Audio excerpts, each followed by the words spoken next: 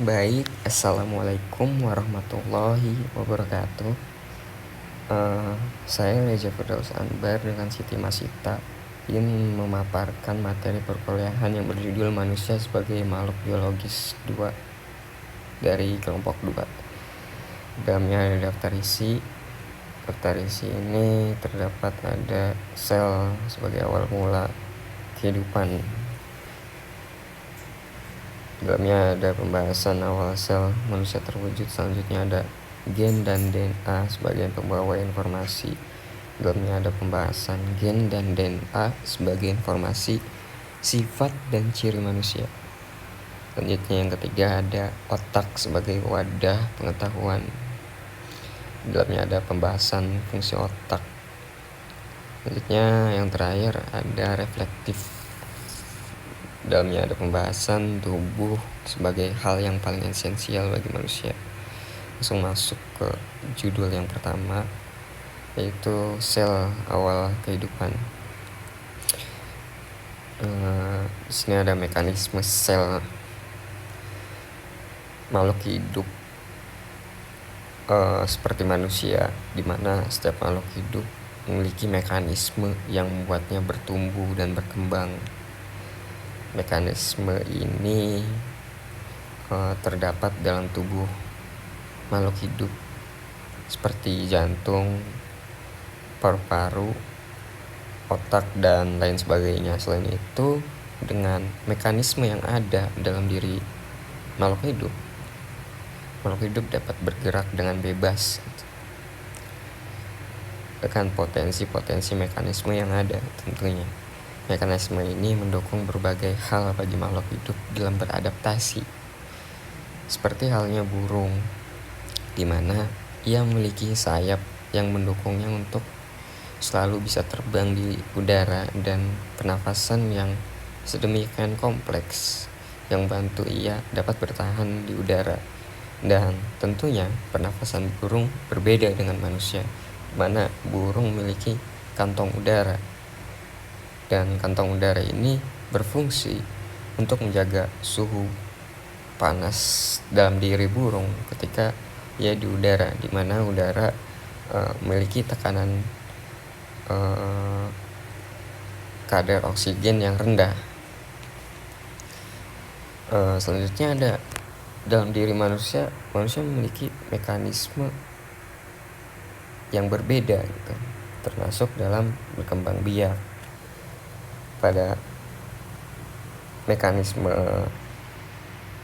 reproduksi manusia, kehidupan manusia, dalam diri seorang ibu awalnya mengalami ovulasi, di mana indung telur mengeluarkan sel telur yang matang, yang kemudian akan masuk sperma, dan sperma yang berhasil menembus lapisan sel telur kemudian membuahi sel telur.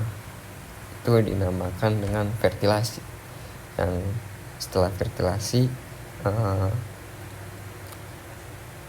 kemudian sel telur menjadi zigot, dan seterusnya mengalami implantasi, dan kemudian menjadi janin yang akhirnya berkembang terus menjadi bayi, dan kemudian siap lahir menjadi manusia secara esensial, memiliki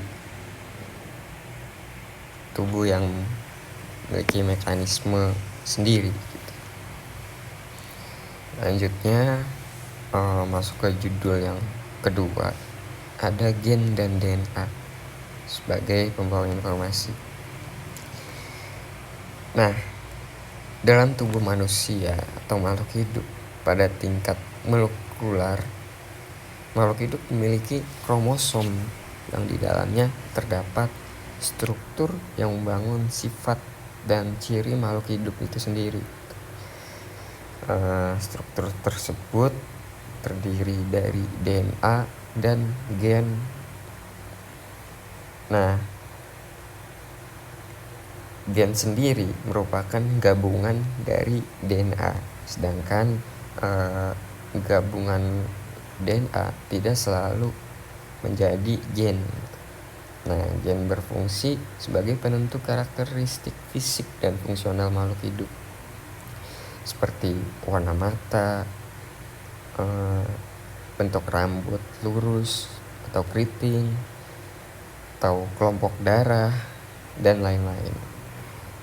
Atau juga bisa warna kulit, dan juga memiliki cara kerjanya sendiri, seperti memberitahu tubuh membangun protein tertentu. Contohnya apa? Seperti seseorang yang lahir dari keluarga yang kurus disebabkan oleh gen, ia berpotensi akan selalu kurus dan kesulitan untuk menjadi gemuk. Hal ini disebabkan oleh gen yang menyebabkan tubuh membangun protein yang tertentu yang sudah tersetting dari awal terbentuknya kromosom. Nah, selanjutnya masuk ke judul yang ketiga, ada otak sebagai wadah pengetahuan. Manusia memiliki keistimewaan dari makhluk hidup lainnya. Itu disebabkan oleh pada otaknya, karena menurut Richard Dawkins, seorang ahli biologis, bahwa otak manusia secara bertahap memungkinkan mengalami perkembangan dengan bertambahnya ukuran. Otak manusia sendiri terbagi menjadi 3, yang lebih dikenal sebagai otak depan, otak tengah, dan otak belakang. Sedangkan pada penjelasan yang dikenalkan oleh Howard Posner dalam jurnalnya melalui Temporal Dynamics of Learning Center dari University of California, San Diego, ukuran otak bukanlah hal yang menjadikan seorang itu pintar, atau seorang makhluk atau makhluk hidup itu menjadi pintar, atau secara jelas ukuran otak atau pintaran seseorang tidak berkorelasi pada ukuran. Hal ini bisa dilihat dari contoh seperti halnya otak paus sperma yang jauh lebih besar otaknya dibanding manusia, yang justru tingkat kecerdasan paus sperma tidak sebanding dengan manusia yang memiliki tingkat kecerdasan yang jauh lebih tinggi walaupun dengan ukuran otak yang kecil. Nah, bagi Hippocrates, dalam perspektifnya melihat otak baginya sebagai organ yang mengacu pada fungsi-fungsi yang menyertakan kita pada pemahaman tentang pikiran. Ia menyebutkan fungsi mental emosional seperti kesenangan, tawa, sedih, sakit, atau membedakan jelek dari yang indah. Itu justru merupakan hasil dari rekonstruksi otak semuanya. Otak juga baginya merupakan pusat yang mengatur fungsi-fungsi dalam tubuh dan dalam pikiran manusia. Otak menangkap hal-hal abstrak yang dirasakan oleh manusia itu sendiri. Bagi Hippocrates, ketika kita terluka, yang kita rasakan sakit itu adalah reaksi dari otak kita.